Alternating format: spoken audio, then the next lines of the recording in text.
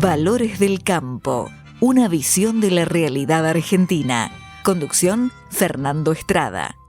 Con la tarjeta Procampo de Banco Provincia, disfruta de grandes beneficios. En los remates de Hacienda, en la compra de combustibles, agroquímicos, fertilizantes y muchos más. Adquirila con mínimos requisitos, a tasas especiales y con la mejor financiación. Banco Provincia, el banco de las y los bonaerenses. En OMINT cumplimos 55 años, en los que siempre fuimos renovando nuestros servicios, porque para cuidar tu salud no podemos quedarnos en el tiempo. OMINT, experiencia para lo que sigue. Superintendencia de Servicios de Salud, órgano de control de las empresas de medicina prepaga, www.sssalud.gov.ar, 0800 222 7583, Registro Nacional de Entidades de Medicina Prepaga número 1336. Baja el colesterol. Aceite de canola Kroll reduce el colesterol. Kroll, el aceite ecológico. Activa tu carrera. Lidera tu futuro.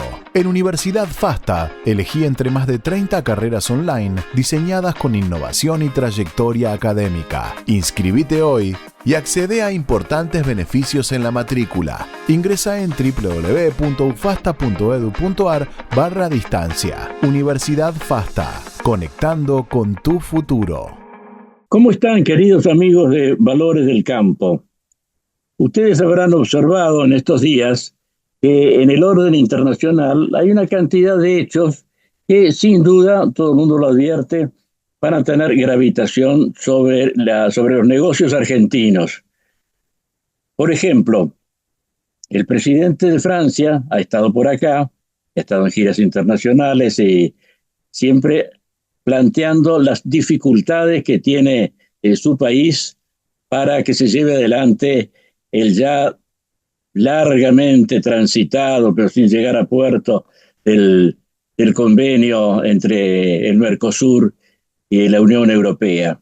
Es un tratado que no se sabe si se va incluso a realizar alguna vez. Se puede ser pesimista en este aspecto y confiar en que los buenos resultados que se esperan de él se cumplan por lo menos por otra vía, quizás no sea este tratado, porque también hay discrepancias evidentes entre los miembros del Mercosur.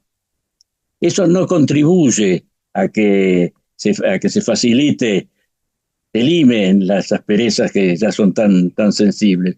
¿Y para qué decir lo que sucede dentro de Europa, la Europa misma, donde no solamente hay algunos países abiertamente opuestos a la realización del tratado, sino que también dentro de los países hay una oposición profunda, la oposición en Francia de los agricultores franceses al contenido que tendría este tratado. En definitiva, consiste en la aplicación internacional en este aspecto, ¿no? La aplicación internacional de medidas muy severas de control ecológico de la cadena alimentaria, de las cadenas alimentarias.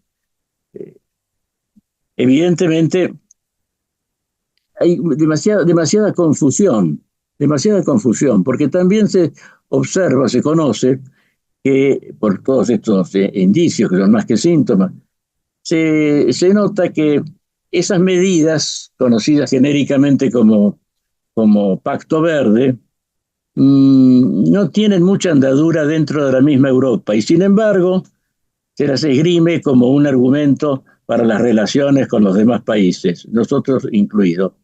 Este es uno solo de los aspectos que están dando a los que me refería. También tenemos la COP29, la reunión de estados y organizaciones y organizaciones de la sociedad para tratar el tema del clima mundial, el cambio climático en Bakú. Todo eso está demasiado enredado. Para que nos desenrede un poco esta madeja, lo hemos invitado hoy nuevamente al ingeniero Ernesto Bigliso. Ustedes lo conocen, investigador del CONICET, del INTA, miembro de la Academia Nacional de Agronomía y Veterinaria, y amigo nuestro sobre todo, porque las conversaciones que hemos tenido acá y esta que tendremos hoy, las siguientes, nos han esclarecido muchos puntos. ¿Cómo está, Ernesto? Buenas tardes, Fernando. Yo estoy bien, creo que ha sido demasiado generoso No, en ¿qué voy a hacer? asegurarle a la audiencia que yo voy a esclarecer puntos. A lo mejor los termino confundiendo. No, no, de ninguna manera. Algo, por lo menos algo va a esclarecer. Son tinieblas muy profundas. No estoy hablando así como pesimista, sino en el sentido de que no se advierte cómo pueden seguir estas cosas, porque se busca unificar políticas nacionales dentro de algunas corrientes internacionales. La misma reunión esta de la COP29 es una manifestación de ello. Pero parecería que en estas semanas se han producido tropiezos importantes.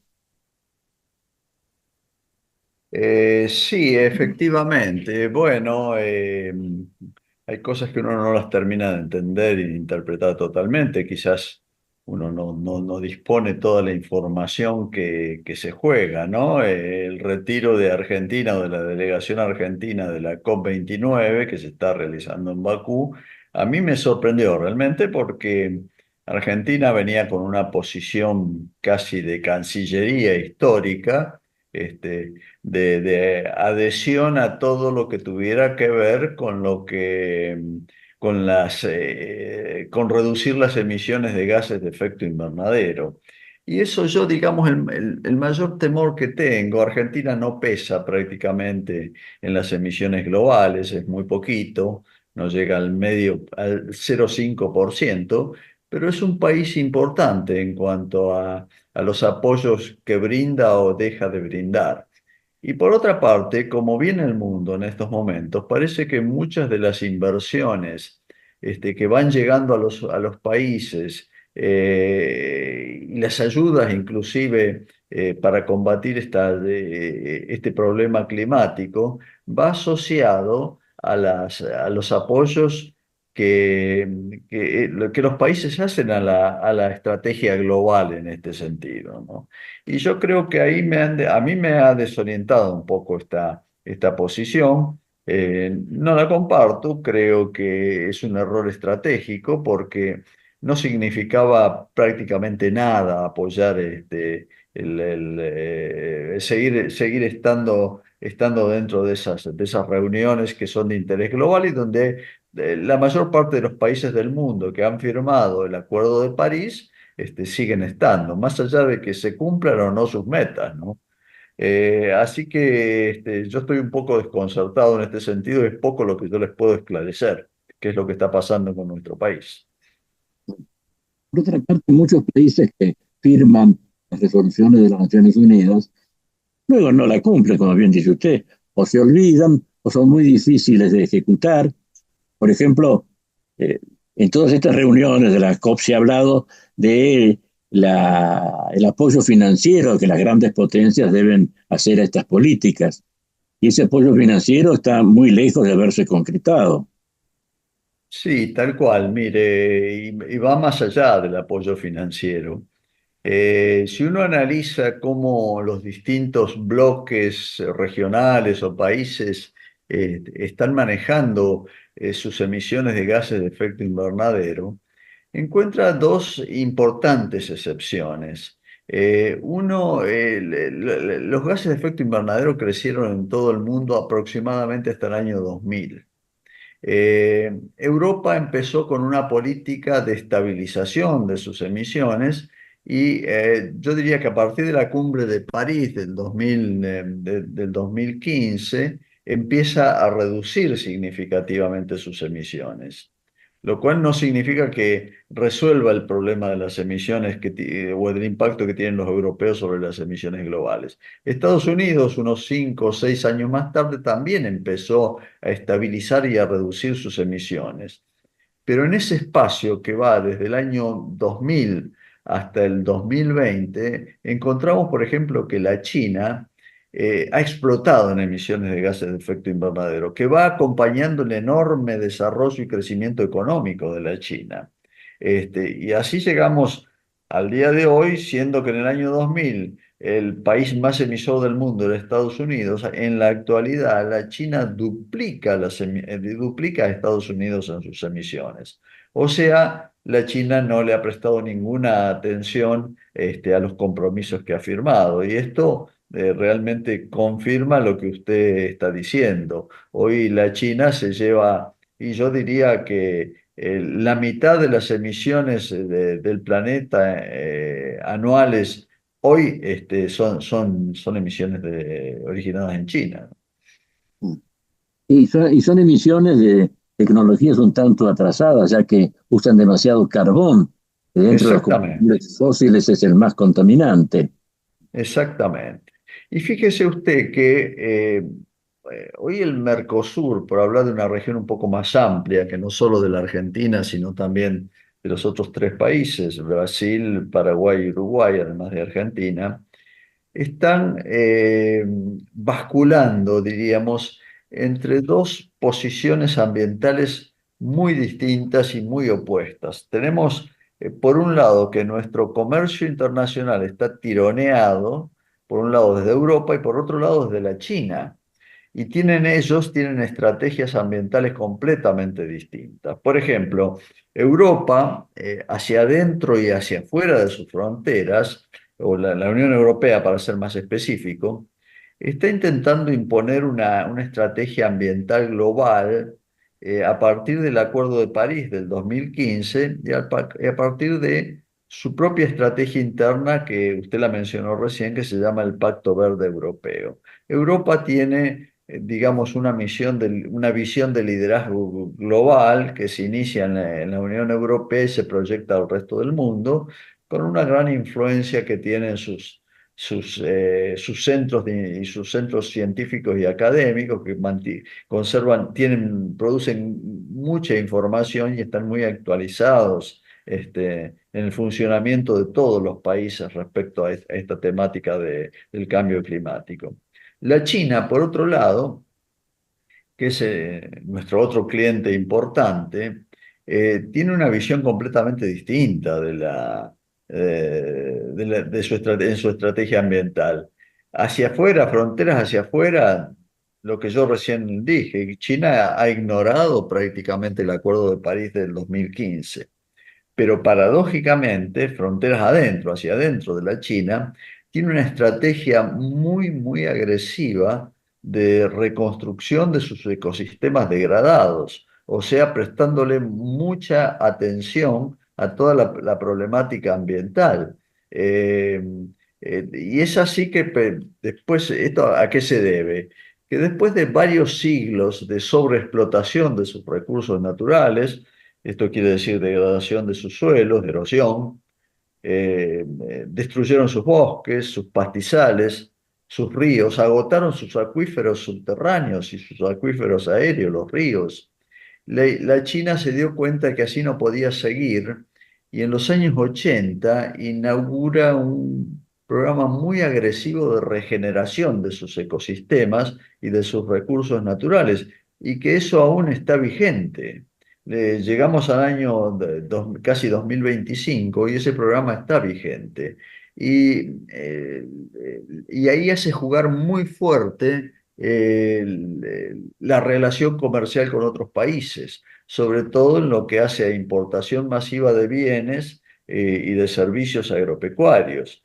Desde el año 2000 hasta la actualidad, el área de explotación agropecuaria en la China se ha retraído de manera significativa. Yo diría que ha bajado en un 30% aproximadamente.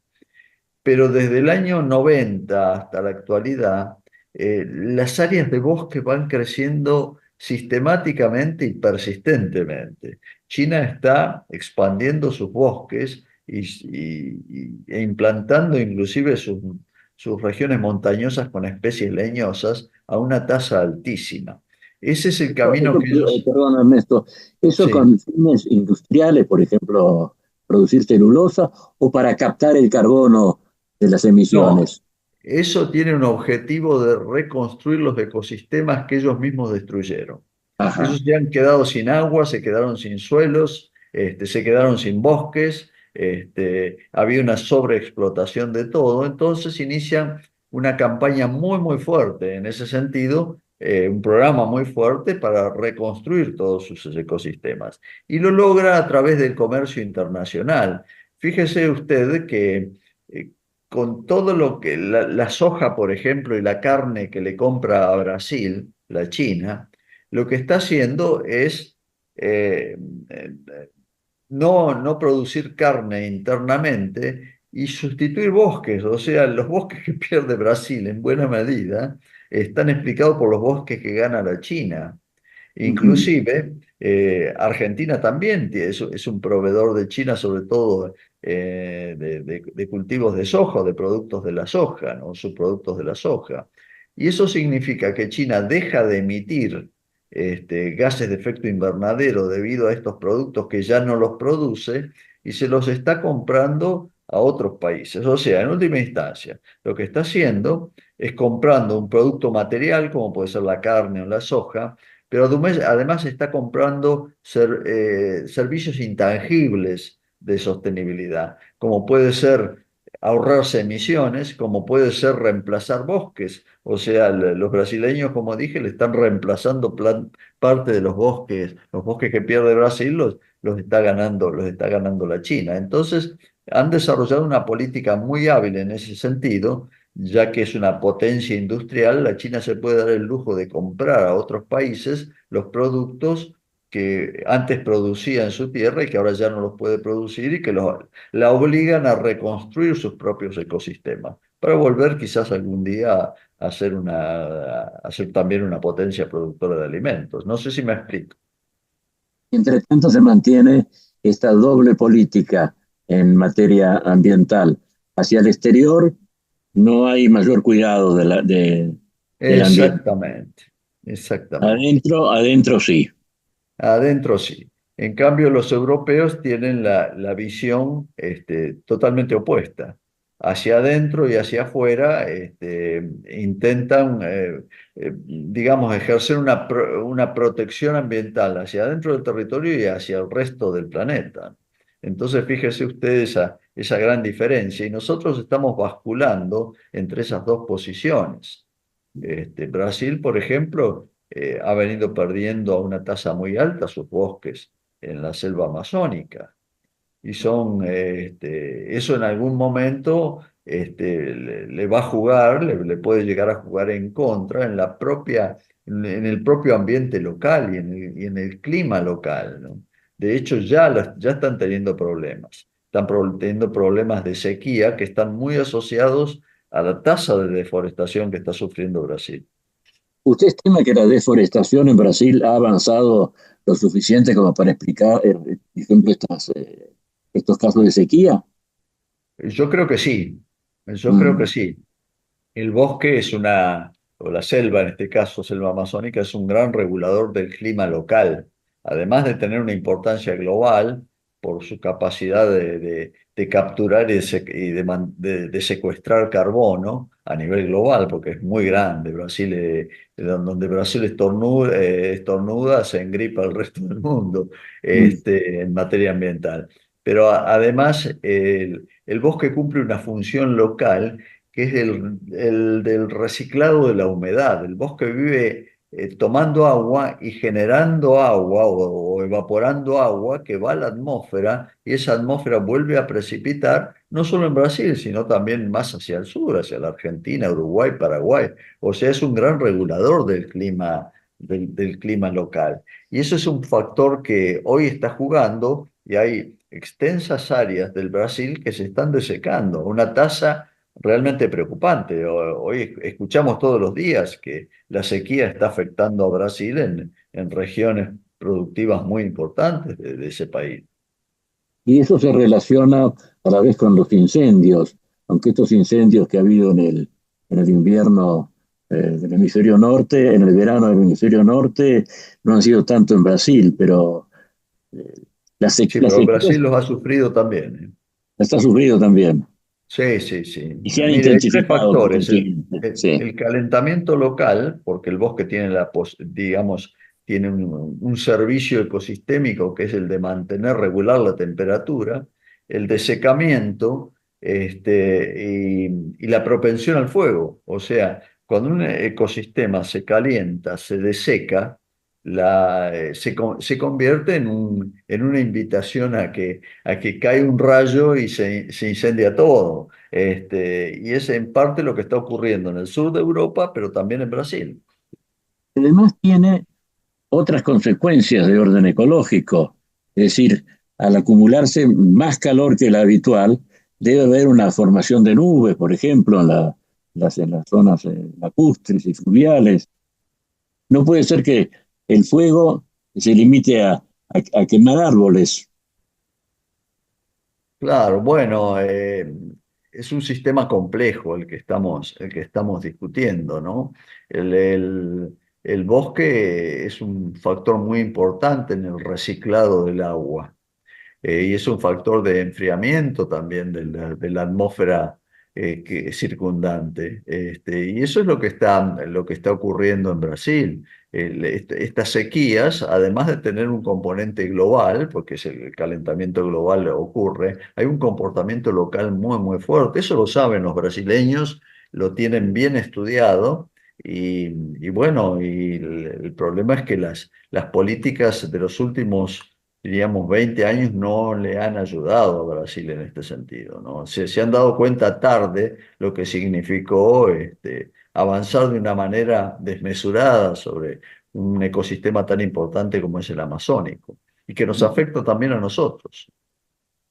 Está alterando el ciclo de lluvia, sobre todo del NEA, del noreste argentino. Brasil, que ha tenido tanto éxito en la elaboración científica de la tecnología, con su instituto, el Embrapa, y la política de continuidad en materia agrícola, ¿cómo se ha dejado madrugar por esto que tiene tanto que ver con esa política agrícola afortunada? Y esta, en cambio, tiene un signo contrario. ¿Cómo ha pasado eso? Es extraño. Bueno, sí, en el caso de Brasil lo que ha ocurrido es que Brasil encontró la posibilidad de expandir sus mercados de algunos alimentos, sobre todo soja y carne, a otros países, fundamentalmente a la China. La China fue el gran comprador por las razones que expliqué, fue el gran comprador de carne de soja y de subproductos de la soja en América del Sur, y eso ha provocado en Brasil un avance de la frontera agropecuaria muy acelerado sobre la selva amazónica y sobre otros ecosistemas relacionados. Y yo creo que los ha sorprendido. Se han encontrado de repente que todas las implicancias prácticas de ese enorme desarrollo económico que ha tenido la agricultura brasileña, la ha pagado con un costo ambiental muy alto. Pero eso es bastante desalentador. Por otra Sí, parte, de acuerdo a lo que nos estaba conversando antes, parece darle razón a la política china en cuanto a sus beneficios nacionales, pero a la vez también a los europeos que están haciendo entonces un planteo válido. claro, fíjese que los europeos han instituido la prohibición de comprar productos que provengan de tierras deforestadas. Y eso Brasil lo está sintiendo fundamentalmente las grandes empresas exportadoras de carne, sobre todo ahí está el problema, y ya los europeos han impuesto restricciones muy importantes a la carne de origen brasileño, ¿no? Y yo creo que los europeos están apretando mucho al Brasil en este sentido, y hoy por hoy es un problema que se les presenta y por eso se están volcando cada vez de una manera más masiva hacia la China. Pero cuidado, porque la China, que ha sido muy liberal en sus políticas ambientales hacia afuera del país, hacia afuera de la China, está siguiendo está siguiendo a la Unión Europea en ciertas pautas de ordenamiento ambiental. como pueden ser, por ejemplo, verificar la trazabilidad de los productos que empiezan a comprar, exigir un monitoreo, exigir indicadores de sustentabilidad que se han cumplido. Esto es muy nuevo, en realidad esto es muy nuevo. En lo único que los chinos no adhieren es a la prohibición de productos que provengan de tierras deforestadas, que sí tienen los europeos. Pero hay una razón de fondo. China necesita seguir expandiendo sus bosques, sus áreas boscosas. Sí, esto, bueno, justamente nos hace ver la preeminencia que tiene la política exterior sobre la local que vaya a seguir cada país. Y nos corrobora entonces lo que nos venía diciendo hace un rato. Es una lástima que la Argentina se aleje de los foros en que se discuten estos temas. Evidentemente solo pueden debatirse ya en un terreno internacional. Claro, No, no hay exactamente. frontera para estos problemas. Son problemas geopolíticos y se discuten en foros de alcance geopolítico. Por eso no hay que retirarse de esos foros, hay que estar presente porque si uno se retira queda fuera, queda descolocado, queda fuera del mapa, ¿no? En estos momentos están ocurriendo cambios muy, muy importantes. Si bien la Unión Europea, por ejemplo, en estos momentos ha aceptado por la protesta de una cantidad importante de países, postergar todo lo que es este programa de diligencia debida, o sea, de prohibir productos que provengan de áreas deforestadas, lo ha hecho por un año nada más. O sea, los países tienen un año para reacomodar sus estrategias exportadoras. Ahora, la gran pregunta, sobre todo en el caso de Brasil, es si lo va a lograr. Es decir, Argentina no tiene semejante problema porque Argentina es un país que tiene poco bosque y parte de los bosques que tenía ya no están. Y estas políticas de diligencia debida, estos programas, arrancan a partir del año 2020, o sea, las tierras deforestadas antes del 2020 no entran dentro de este programa. Es todo bastante complejo y hay que estar muy al tanto de cuál es la reglamentación europea. Creo que es el reglamento 1115 que se llama de la Unión Europea, que introduce todas estas cosas nuevas y que hay cada vez más países adhiriéndose a esta visión. También el hecho de que nosotros pertenecemos al Mercosur junto con Brasil nos hace cargar con las responsabilidades que Brasil asume con la deforestación, ¿verdad?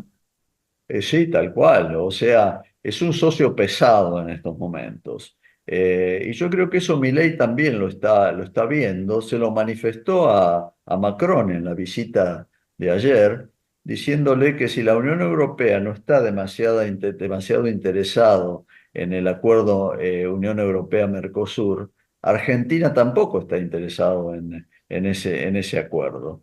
Y yo creo que ahí el socio está pesando mucho, el socio brasileño está pesando mucho, porque cuando uno promedia los números de toda la región Mercosur, claro, Brasil es el que realmente juega, el resto tienen una incidencia mucho menor. Entonces, si hablamos de la deforestación del Mercosur, y es la deforestación brasileña prácticamente, los otros países no juegan. Es curioso cómo entonces la situación de Europa es muy particular en este sentido.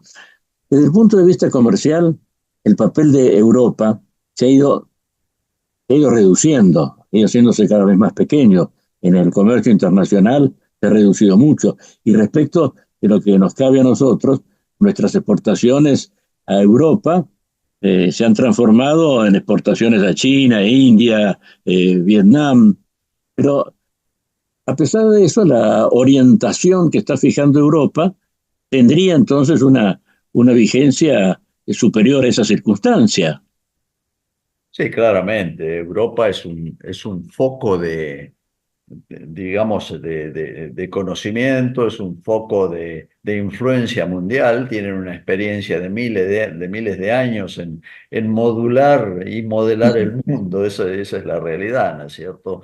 Y hoy la hacen sentir, Europa siempre va a ser un actor muy, muy importante, y como se fue quedando sin ciertos instrumentos de poder, al paso, digamos, al paso de la emergencia de otras potencias, ha tomado Europa como propio la problemática ambiental global y quiere erigirse en un nuevo líder mundial en estas temáticas y aparecer como el gendarme del ambiente mundial. Y en parte lo está logrando, o sea, hay países, a Europa lo están siguiendo Estados Unidos, el Reino Unido, Corea del Sur. La India está adhiriendo a las visiones europeas, y si bien no la compran totalmente en un 100%, de a poco van incorporando esta visión de la política europea. Y Europa internamente, además, por la gran presión que ejercen los propios productores europeos, está inclinándose cada vez más a producir sus propios alimentos y a recurrir a lo que llamaríamos mercados locales de cercanía, o sea, tratar de que los productores puedan producir y vender en cercanía a sus propios clientes europeos. Y eso significa un cambio muy, muy importante. Significa que en muchos productos primarios que estamos exportando, probablemente en algunos años no van a entrar al mercado europeo. Y es cierto lo que escuché el otro día a un comentarista español. Europa tiene más oferta de alimentos que demanda a nivel internacional. Entonces no está muy interesado en reforzar ese aspecto. Compra todavía productos a terceros países, pero la idea es llegar a la autosuficiencia alimentaria, y es una forma de proteccionismo también, ¿no? Una forma de proteger sus propias industrias primarias. Y en ese sentido, Italia está jugando fuerte, Austria está jugando fuerte, Suiza, que no pertenece a la Unión Europea, también juega fuerte, el Reino Unido, por supuesto, también, Francia, ni hablar, y Alemania, que son países muy agresivos en ese sentido, en sus políticas ambientales y alimentarias, están ejerciendo una influencia muy fuerte en las políticas europeas. Por eso está en riesgo el acuerdo Unión Europea-Mercosur. No es un hecho que el territorio europeo está muy castigado, los suelos para la producción agrícola están muy desgastados. ¿Qué hay de verdad en eso? Bueno, yo creo que es relativo. Europa es muy heterogénea, ¿no? Y qué sé yo, si uno ve, por ejemplo, los suelos de Ucrania que están pegados a la Unión Europea, son de los suelos más ricos del mundo, y Ucrania es probablemente, después de Brasil y después de Estados Unidos, el principal proveedor de alimentos del mundo, más que Argentina. Eso es relativo, y ellos tienen una tecnología, han desarrollado los europeos una tecnología muy avanzada de producción, o sea que están sustituyendo con tecnología lo que puede haber significado la degradación de sus ecosistemas, de sus suelos. Por supuesto, no son los suelos que tenían en la Edad Media, eso está claro, ¿no? Es notable lo que usted dice, porque se ha convertido en una especie de leyenda urbana la situación de paulatina esterilidad de los suelos europeos, de modo que no es así de ninguna manera. No, no, si usted mira, si usted toma las estadísticas que pueden bajarse de internet, de los rendimientos de Francia, de Alemania, de Italia, de los principales cultivos, y están bastante por encima de los nuestros. Son rendimientos bastante más altos que los nuestros, sobre todo en Francia, ¿no? Entonces eso quiere decir de que con la tecnología que ellos disponen, con los suelos que ellos disponen, están en condiciones de tener rendimientos muy altos. Lo que les falta es tierra, quizás ahí está el grave problema de ellos. O sea, la tierra es un factor por el cual compiten distintos sectores de la economía, inclusive el urbano, pero sus rendimientos son muy altos. Ujú.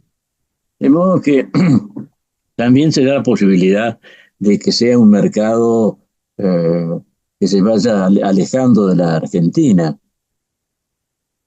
A ver, y puede ocurrir, es un mercado muy sofisticado. Yo creo que en ese sentido Uruguay le está planteando muy bien. Uruguay está tratando de proveerle a los europeos de carne, de arroz y de lácteos. Y lo hace con un sistema de certificación muy cuidadoso, con un sistema de trazabilidad de sus productos muy riguroso, y con un producto de alta calidad. Los uruguayos están apuntando a cubrir nichos de mercado de muy alta calidad y alto precio dentro del mercado europeo. Y lo están consiguiendo. Y nosotros creo que en ese sentido nos hemos descuidado un poco, ¿no? Ujú. La estabilidad en la Argentina, eh, ¿cómo está? ¿Qué organismos lo tienen a su cargo? ¿Qué eficacia se nota o falta de eficacia? ¿Usted se refiere a qué tipo de organismos? Estatales. Le escucho muy mal, Fernando, muy Sí. bajito. No, los organismos estatales que tienen que certificar Ah, la huella de carbono o la falta de esa huella. mire, están trabajando, pero yo creo que los principales, digamos, los principales progresos que se están logrando vienen más que nada por el sector privado. El sector privado está poniendo muchos recursos en toda esta parte porque se ha dado cuenta que se ha quedado atrás y que sus negocios futuros dependen de que se cumplan estas normas, estas reglas, estas regulaciones. Y en algunos casos el sector privado está haciendo convenios con los organismos estatales. Y por otro lado, los organismos estatales están muy debilitados por muchos años de desmanejo, muchos años de abuso, de ideologización, han terminado desprestigiando nuestros propios organismos, como el INTA, el CONICET. Si bien tienen focos de muy alta tecnología y de ciencia de alta calidad, en general el organismo mirado en su conjunto se ha ido debilitando. Yo creo que en estos momentos inclusive sufren restricciones presupuestarias muy importantes, que creo que están justificadas porque su productividad no es la que podemos esperar, ¿no? Pero Argentina va a tener que tomar rápidamente el toro por las astas, para recuperar y ganar nuevos mercados. Ujú. ¿Y por qué? Fíjese, esta es una pregunta, me resulta rarísimo. ¿Por qué Uruguay está tanto más adelantado que la Argentina? Digo A ver, rarísimo, no porque me parece que debamos ir adelante de los uruguayos, sino que podríamos estar al mismo nivel y algo hace que nos hayamos quedado atrás. los uruguayos tienen indudablemente algo que les viene de su génesis, de su ADN. Se organizan rápidamente. Deponen intereses institucionales, deponen los egos de las personas que manejan las instituciones, se reúnen en mesas y rápidamente llegan a acuerdos. En Argentina no nos estamos poniendo de acuerdo en cosas muy básicas. Entonces, yo creo que ahí está la gran diferencia. Inclusive los uruguayos tienen un sistema, llamémosle entre comillas, de espionaje de los vecinos, que es muy efectivo. Argentina instala ciertos temas, nos ha pasado que todo este tema de carbono del cual hoy estamos hablando, fue instalado originalmente por Argentina hace unos 20 años atrás. Sin embargo, la Argentina quedó reflexionando y dándole vueltas al tema mientras los uruguayos pescaron los puntos claves que tenían que ellos explotar para poder beneficiarse, y es lo que están haciendo. En ese sentido, son bastante distintos de nosotros, nos parecemos mucho culturalmente, pero en comportamiento no. Ese es mi punto de vista. Además, se trata de la administración de casi los mismos recursos. Sí, Nos claro, hace ellos con mucho menos ver recursos que nosotros en fin, todavía. que algo no se está haciendo bien acá y evidentemente tiene un origen cultural y político, podríamos decir. Una modalidad Claro. argentina de en fin, de no considerar la importancia que tienen ciertos factores como la política internacional. Claro, claro. Uruguay uno no escucha nunca que se va a retirar de un foro internacional, sino que va a reforzar su presencia. De hecho, Uruguay está tendiendo a alejarse del Mercosur y a tratar de plantear acuerdos bilaterales con otros países en lugar de la visión multilateralista que ha tenido el Mercosur desde sus orígenes, ¿no? Entonces, yo creo que tienen un comportamiento, una estrategia muy inteligente en la forma de manejar su negocio agropecuario. Me da esa impresión. Y ahí está, creo que yo, la gran diferencia entre Argentina y Uruguay. O sea, Argentina lleva, inclusive los brasileños también, son en ese sentido más pragmáticos para manejar las relaciones con el mundo. Es decir, nosotros somos los que estamos atrasados dentro del Mercosur. No técnicamente, yo creo que en la organización estamos atrasados. O sea, no ganamos los mercados ni mantenemos mercados con la fluidez que desearíamos. Pese a que este año, por ejemplo, la exportación de carne vacuna ha llegado a un límite. O sea que eso es una buena señal. O sea, se ha llegado a un punto muy alto. Creo que no sé si no estamos con los valores de exportación más altos históricos en la Argentina. Y ese es un punto a favor. Este, pero después quedan otros aspectos por organizarse, que esa es mi visión de la problemática argentina, ¿no? Ahora, en el orden de las barreras para arancelarias, en realidad estamos hablando de eso, también suele usarse la presencia de sustancias, de los agroquímicos, el uso de la ingeniería genética, que es objetado por algunos países y sirven para establecer este tipo de barreras arancelarias. ¿Eso cómo está? Y sí, bueno, la Unión Europea en ese sentido tiene una posición, yo creo, bastante injusta, en el sentido de que está proponiendo a través del Pacto Verde Europeo hacer un monitoreo muy riguroso de los residuos que llegan con los alimentos de terceros países, que contienen restos de plaguicidas prohibidos en la Unión Europea. Pero resulta que la Unión Europea, por otro lado, las empresas, las grandes compañías de la Unión Europea nos están exportando esos, esos insumos, esos fitosanitarios, y nosotros los usamos, sobre todo los exportan al Brasil, ¿no? Y por otro lado aparecen las restricciones, Ujú. los residuos que van incluidos en esos productos. Entonces, hay un poco de hipocresía en todo esto. Yo creo que ahí tenemos un problema con la Unión Europea. Inclusive la China se ha puesto muy celoso en materia de eventuales contaminaciones que pueden llegar con los alimentos que nos compran. Esto no es nuevo, la China ya lo venía aplicando a esto. Pero yo creo que ahí tenemos que definir algunas políticas que no solamente son mirando al mercado externo, sino políticas internas. Usted fíjese que en los últimos años hay un cuestionamiento muy fuerte hacia lo que se llama agrotóxicos. O sea, lo que nosotros los agrónomos llamamos fitosanitarios.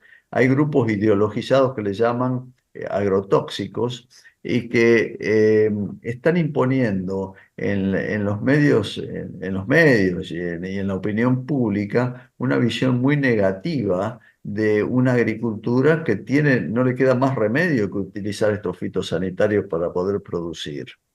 Y es así como encontramos en infinidad de municipios, de provincias argentinas, las provincias agrícolas argentinas, restricciones muy importantes para el uso de agroquímicos. Y esto hay que tener mucho cuidado porque nos estamos autodenunciando, estamos generando una visión en la población de que el agro es un sector que contamina y atenta contra la salud de la propia población. Con lo cual se convierte en un país sospechoso en el mercado internacional. Exactamente, o sea, nos estamos autodenunciando. Y eso tienen mucho que ver los grupos ambientalistas, los grupos de izquierda asociados al ambientalismo, la ideología, sobre todo del gobierno anterior, que tiene una visión muy anticampo, histórica, porque esto es histórico, el peronismo siempre fue anticampo en su visión, y todo eso está afectando la producción.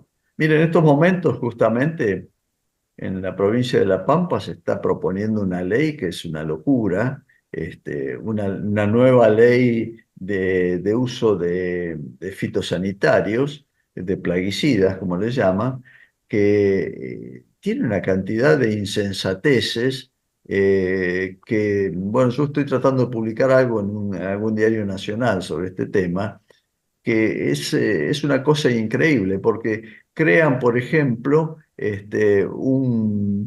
una autoridad de aplicación donde se mete en todo, se mete hasta en los campos a supervisar procesos, cosa que es imposible.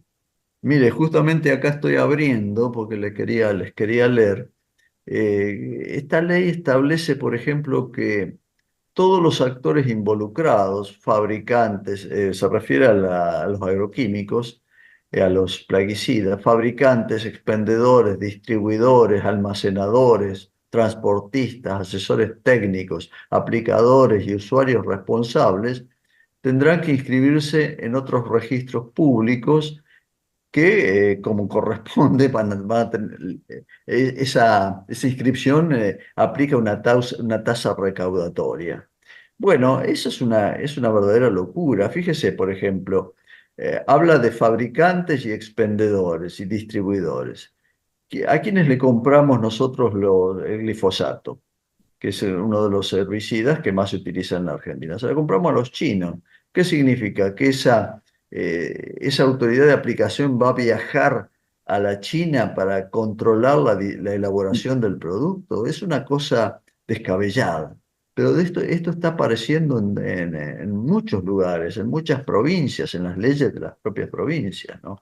Y le están dando a los municipios la posibilidad de reglamentar todo esto, con lo cual se crea una burocracia adicional. ¿Y qué objetividad tienen las críticas que llevan a estas políticas? Y las críticas al uso de los agroquímicos, estas restricciones también en cuanto a las distancias de los cultivos a ser fumigados y la parte urbana del municipio. ¿Hay algún fundamento fuerte en la cosa o hay una exageración o una mala intención?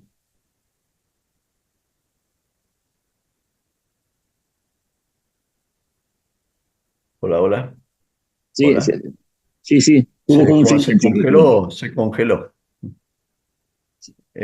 Sí, usted me estaba haciendo seguramente la pregunta de qué fundamentos tiene todas Sí. estas restricciones y limitaciones que desde el sector político le intentan imponer al agro. Y yo creo que ninguna, porque no tienen un fundamento científico las cosas que están planteando y que se están diseñando, pergeñando. Cuando uno habla, por ejemplo, hay asociaciones ambientalistas que hablan de una relación directa entre el uso de ciertos fitosanitarios y las enfermedades, y ciertas enfermedades humanas, como puede ser el cáncer, el Parkinson, cáncer de colon, o sea, una cantidad de enfermedades. No hay ninguna prueba científica que asocie esas dos cosas.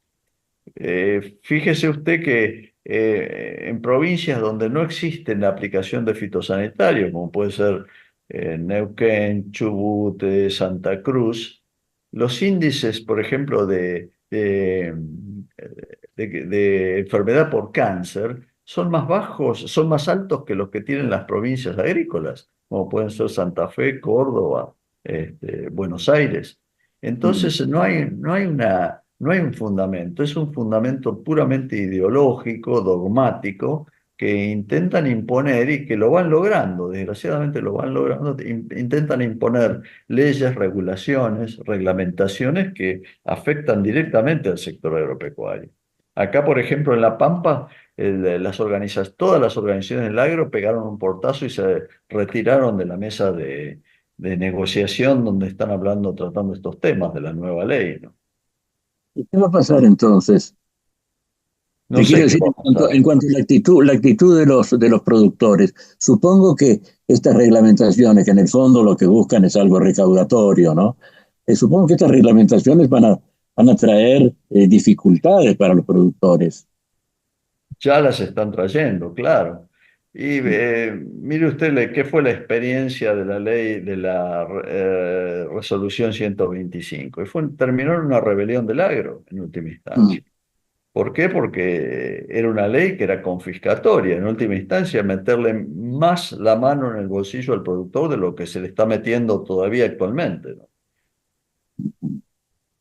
Bueno, realmente de nuestra conversación de hoy han brotado muchas cosas esperanzadoras, desde luego, como siempre, pero también usted ha señalado algunos riesgos que se van profundizando, se van convirtiendo en peligros, como esto de la política recaudatoria a través de una política mentirosa con respecto a los agroquímicos.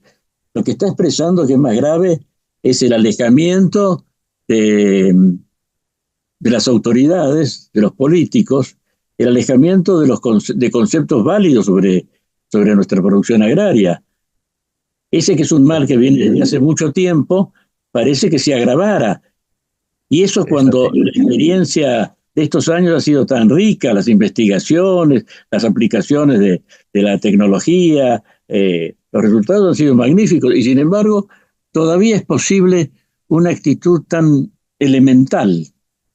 Sí, es así, porque fíjese que intentan combatir a un sector que es el sector más dinámico, más productivo en las provincias agropecuarias, y que genera más recursos genuinos para la propia provincia. Y sin embargo, los políticos se hacen eco de los lobbies y de las ideologías de grupos que están nada más que para pensar cómo meterle palos en la rueda al sector. Por eso se han retirado acá ahora de la mesa de negociación, están en un impasse muy peligroso. Yo temo hasta que pueda ocurrir una nueva rebelión en el agro que sería negativo para todo el mundo. Desde luego, hay que estar alerta. Bueno, Ernesto, muchas gracias por esta nueva intervención que además nos abre los ojos sobre riesgos que no los teníamos muy bien calculados. Claro, pero que son subsanables. O sea, manejando la información vamos a manejar los riesgos. Lo que no podemos es ignorarla, ¿no? Creer que todo marcha sobre rieles cuando hay peligros latentes. De ninguna manera. Muchas gracias, Ernesto. Bueno, gracias a ustedes, gracias por interesarse. Hoy hemos conversado con el ingeniero Ernesto Bigliso y nosotros nos encontraremos en nuestra próxima edición de Valores del Campo. Por consiguiente, entonces, hasta la semana que viene. Con la tarjeta Procampo de Banco Provincia, disfruta de grandes beneficios en los remates de Hacienda, en la compra de combustibles, agroquímicos, fertilizantes y muchos más. Adquirila con mínimos requisitos, a tasas especiales y con la mejor financiación. Banco Provincia, el banco de las y los bonaerenses. En OMINT cumplimos 55 años, en los que siempre fuimos renovando nuestros servicios, porque para cuidar tu salud no podemos quedarnos en el tiempo. OMINT, experiencia para lo que sigue. Superintendencia de Servicios de Salud, órgano de control de las empresas de medicina prepaga, www.sssalud.gov.ar, 0800-227-2583, Registro Nacional de Entidades de Medicina Prepaga número 1336. Kroll, baja el colesterol. Aceite de canola Kroll reduce el colesterol. Kroll, el aceite ecológico. Activa tu carrera. Lidera tu futuro. En Universidad FASTA, elegí entre más de 30 carreras online diseñadas con innovación y trayectoria académica. Inscribite hoy y accede a importantes beneficios en la matrícula. Ingresa en www.ufasta.edu.ar/distancia. Universidad FASTA, conectando con tu futuro.